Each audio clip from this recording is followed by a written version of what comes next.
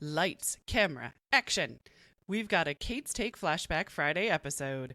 We're re-airing an episode of the first show that Gal's Guide produced because it's movie month. So this week is an in-depth and moving analysis of the 2017 Wonder Woman starring Gal Gadot. This episode is deeply personal. It's gut-wrenching at times, but also inspirational and eye-opening. This is one of those few episodes that also has a transcription due to the numerous requests. You can read the transcription at galsguide.org. Originally aired November 16th, 2017. Enjoy our Flashback Friday, Kate's Take, Wonder Woman.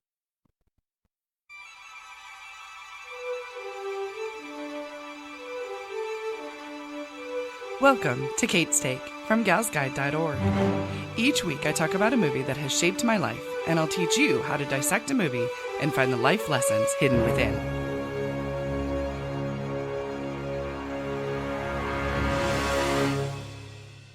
Hello and welcome back to Kate's Take. Last episode, I did my top 5 films directed by women that have influenced my life. Wonder Woman, if you recall, was number 2. And the only reason it wasn't number 1 was because I hadn't lived with it. I hadn't absorbed it and honestly dealt with the emotional nerves that it hit. But now I'm ready. And as Wonder Woman says in the opening narration, I will never be the same. As always with this show, I'm going to be honest of what the film meant to me. Every film leaves fingerprints on a viewer, and these are mine. So in this episode, we're going to look at the universal lessons in Wonder Woman, and there are lots of them. So at the start, Diana is the only child on the island, and as the firstborn grandchild of my own family, I do tap into this. My first cousin is 10 years younger than me. So for a while at family gatherings, my brother and I were the only little ones, and I was the only girl. Family gatherings were sitting around a large table and watching the adults talk. For Diana, they talk about war and the Amazons and Ares that might never come, yet they need to be prepared for it. I understand Hippolyta wanting to let her daughter be a child and not worry yet about war. I related to not worrying about talking about boys with my daughters, only to find out that this would be a hurdle as early as kindergarten. I wish many times that I had a sister like Antiope. Now, Antiope trains Diana in secret so she can be ready when Ares returns, and it feels like a metaphor for preparing your daughters for protecting themselves against the extreme possible dangers of men. Now, the statistics of sexual abuse for women is 1 in 3, and take a minute. I'm a mom with 2 daughters. I'm 1 in 3. And I want to have the blind hope that because I'm the one that has been sexually abused, that I statistically protect them. But in talking with many other women and seeing the hashtag #MeToo, the gap is actually smaller. Last summer, 2 of my closest friends were date raped, and a 6-year-old, who was my neighbor and my daughter's playmate, was sexually abused. 3 in the span of a month. And these are just the friends who told me. The world got scarier, and if we could go to an island of women to be safe, we would. But even on this paradise, they fear and prepare for Ares. Now, sure, a god, but a male version of destruction. So Hippolyta fears the stronger Diana gets, the sooner Ares will find her.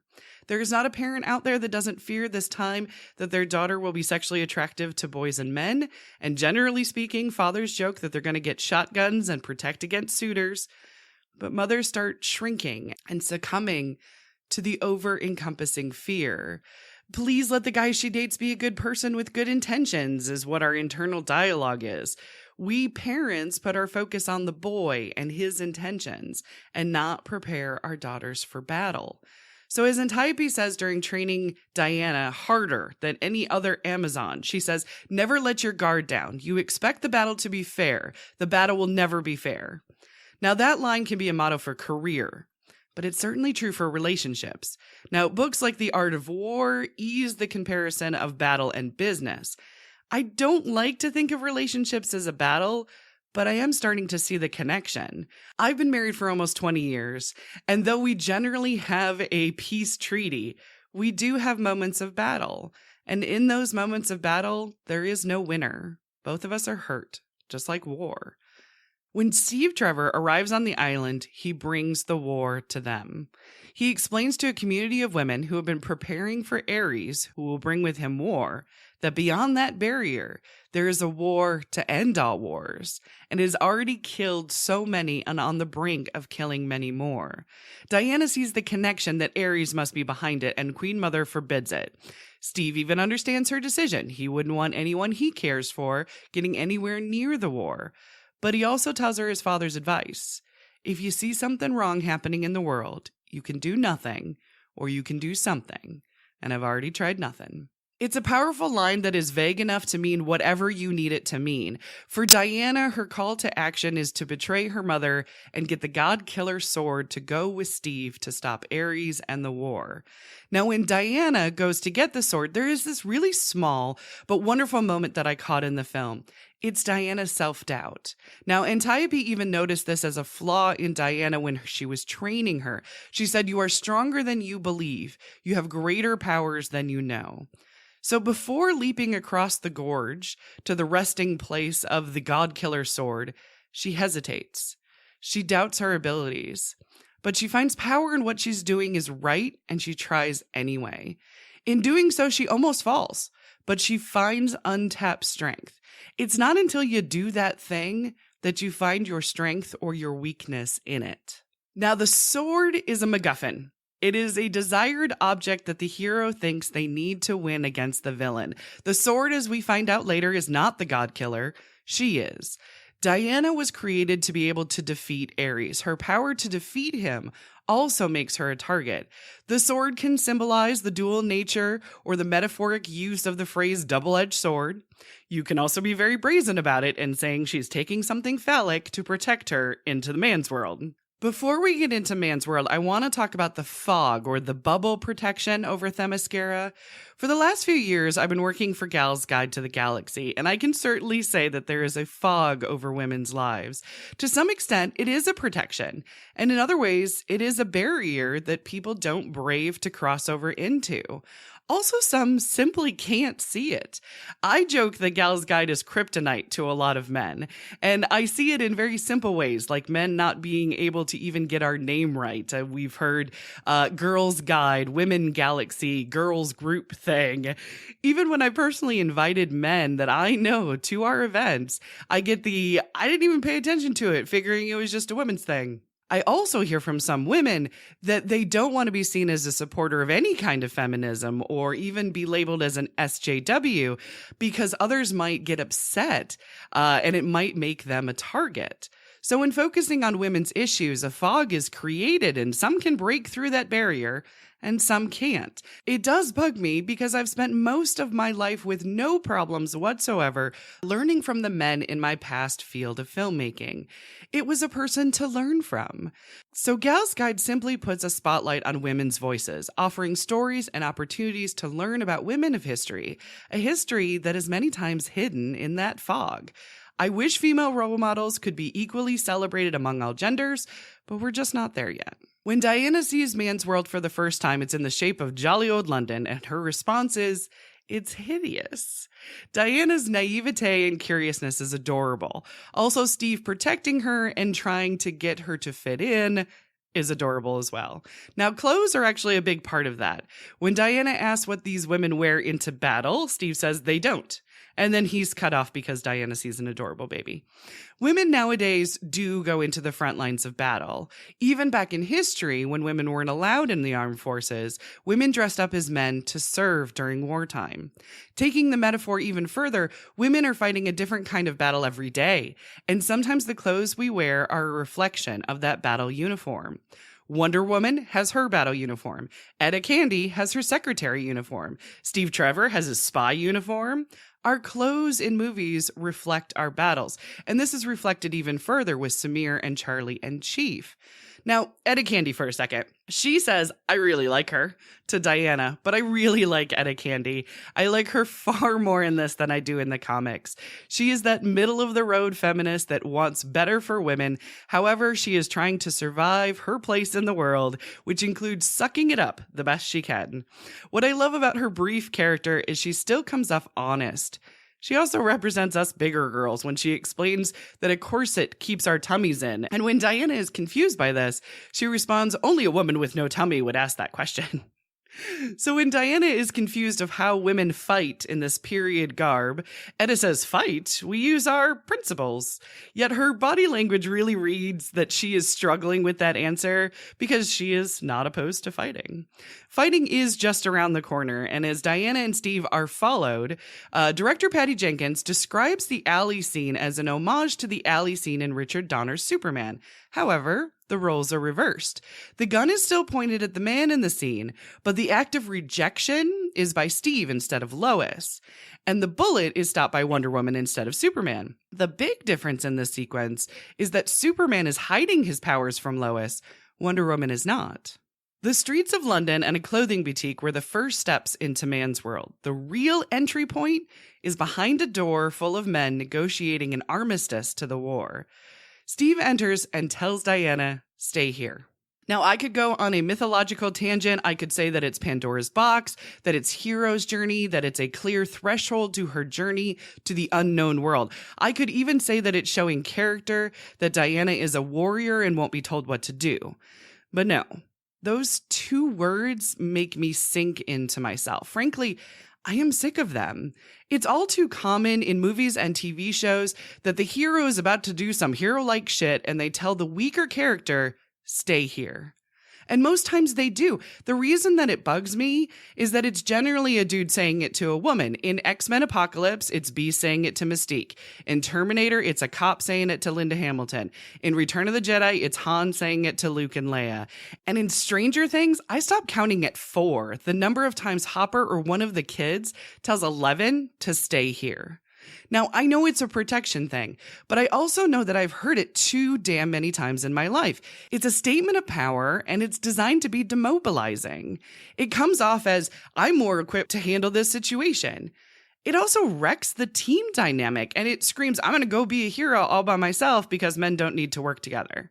I'm so sick of it because I don't want crucial moments when the fight or flight response kicks in for a woman to decide to stay here because movies and culture taught her that that is her only option. In the context of the Wonder Woman scene, you have a trained warrior who believes that she is the only one that can stop the war, and behind that door is a peaceful means to end it without bloodshed.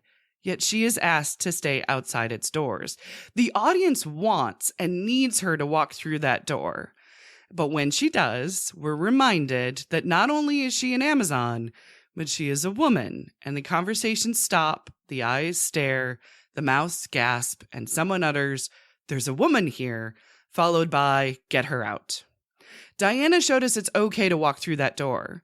She also showed us how fast we can be removed. And I'm sure you're thinking, well, this was a different time and cultural perceptions about women in power were different then, right? Is it? We're talking about World War I and the 1910s. Well, then why this year was Uber sued for gender discrimination? Why are the leaders of the film industry and Fortune 500 companies only 5% women?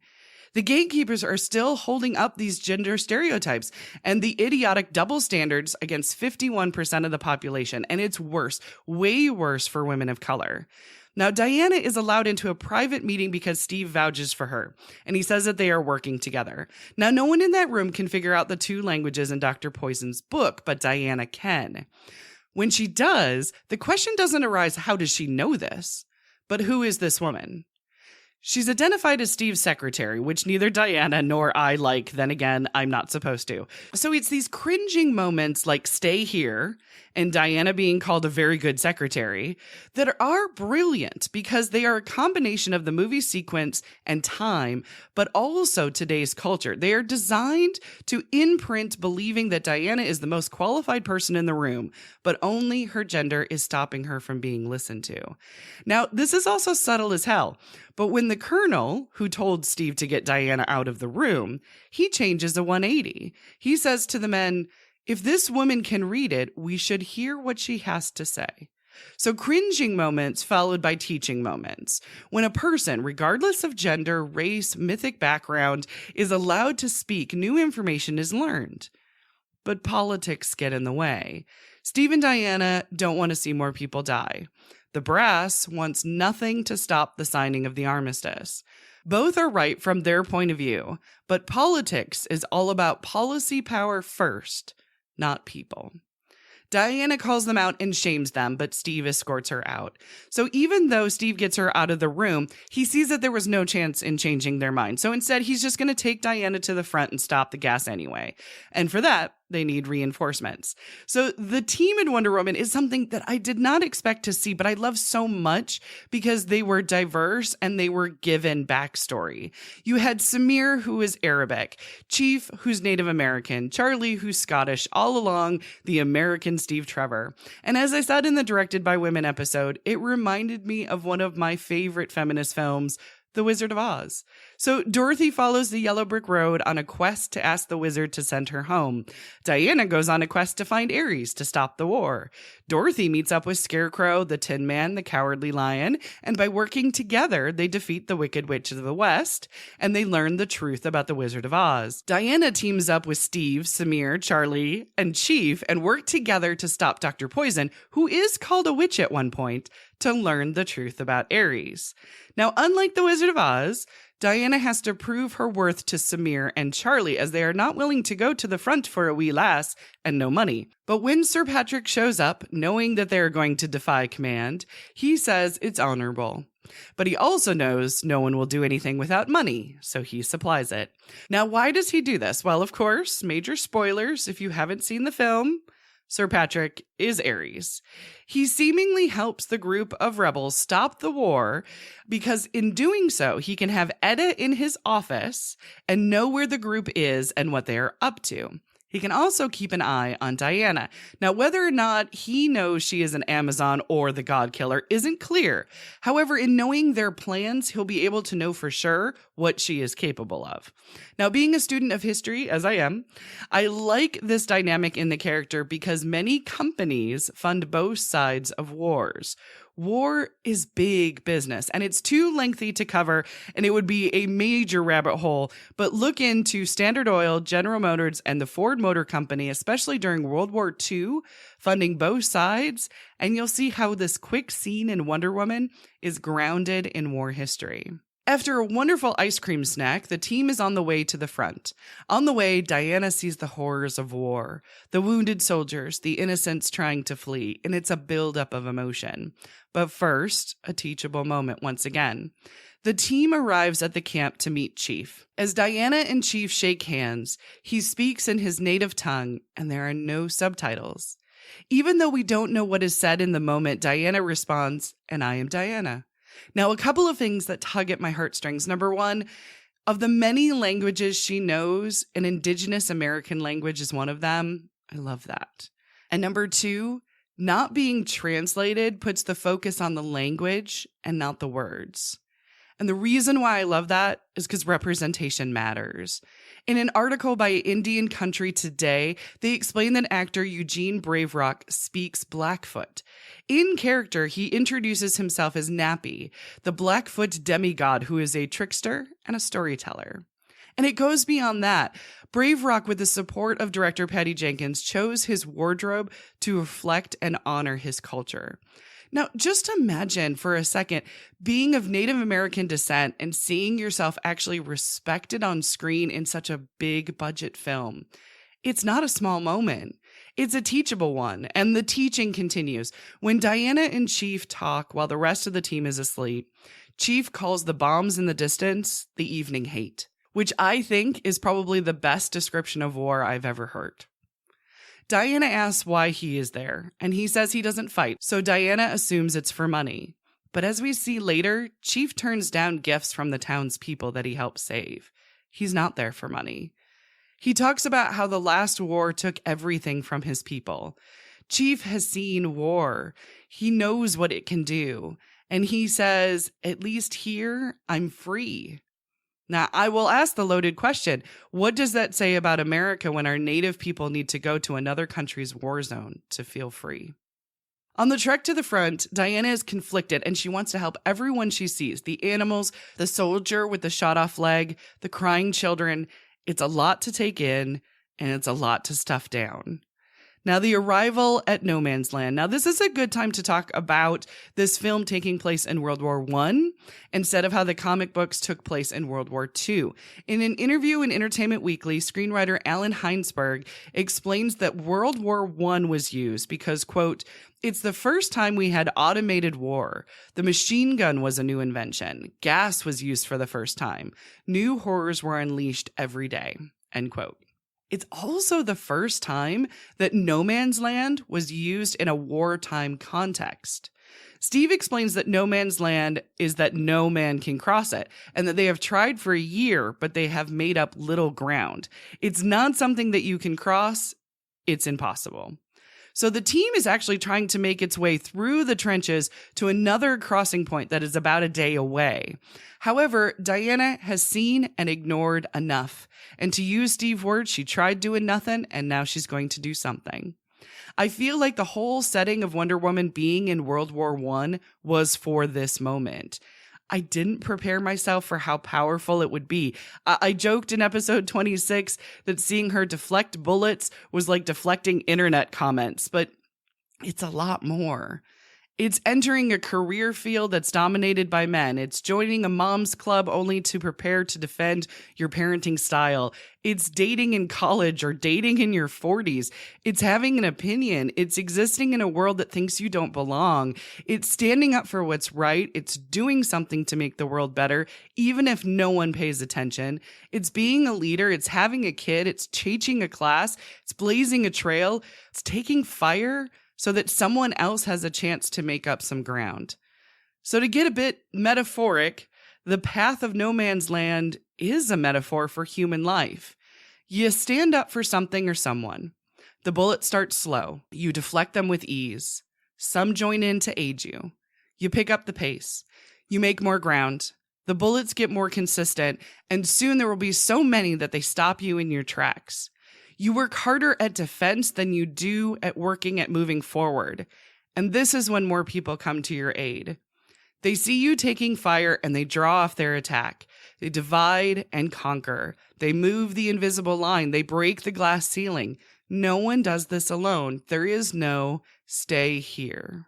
This strategy has been used for good and evil throughout history, but it starts the same. One person stands up and a movement is activated.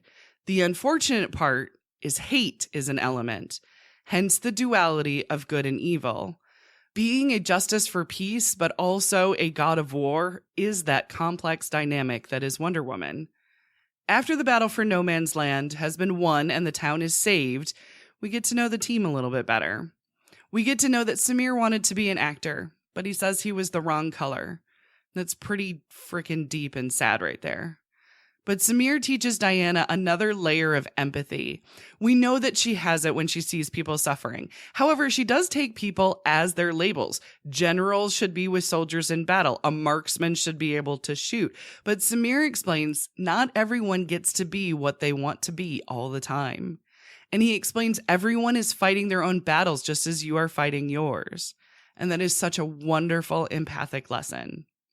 Now, the boys talk about Diana's belief that Ludendorff is Ares, a conclusion that Diana comes to when Steve is on the phone with Sir Patrick. So, Sir Patrick heard all that. Samir and Chief believe Diana that Ludendorff is Ares. Charlie doesn't. Steve isn't sure. It shows that believing in a woman, even if she's Wonder Woman, is still a hurdle. By the way, when Diana wants to go to the gala, Steve tells her to stay put. Again, she doesn't do it.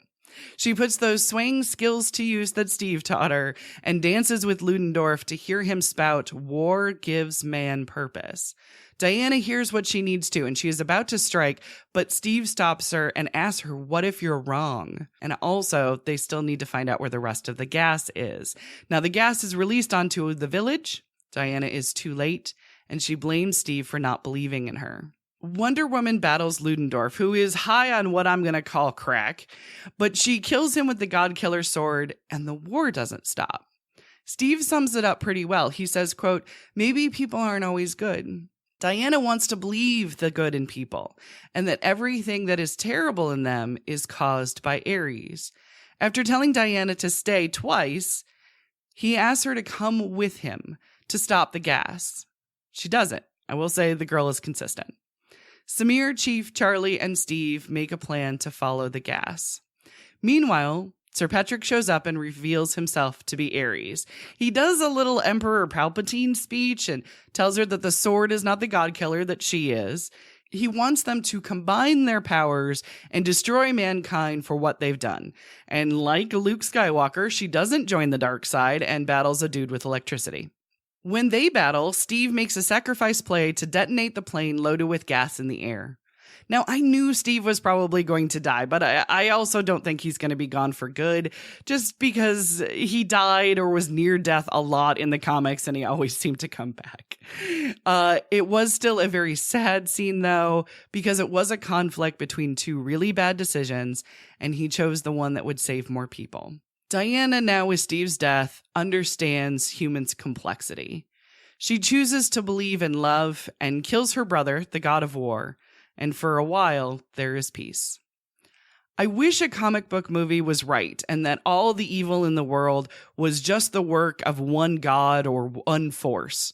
But in reality, it's many forces, and it's overwhelming the many ways that humanity does terrible things to its own people. We're selfish, and we're proud, and we're naive, and we keep our heads down. We're cogs in the wheel or lost in the matrix. I wish it was one guy to take out of Hollywood who sexually harasses women, but it's not. I wish it was one mass shooter to remove, but it's not. I wish it was one racist cop to fire, but it's not. I wish it was one ignorant person in political office, but it's not. As Steve says, we're all to blame. Diana learns that humanity has a lightness and a darkness, and that each has to make their own decision which one to follow. And a superhero can't make us choose to be good or evil. All they can do is live by example. And that's why Wonder Woman is a superhero we've all been waiting for. It only took 75 years to get it right, to get it on the big screen. Till next time.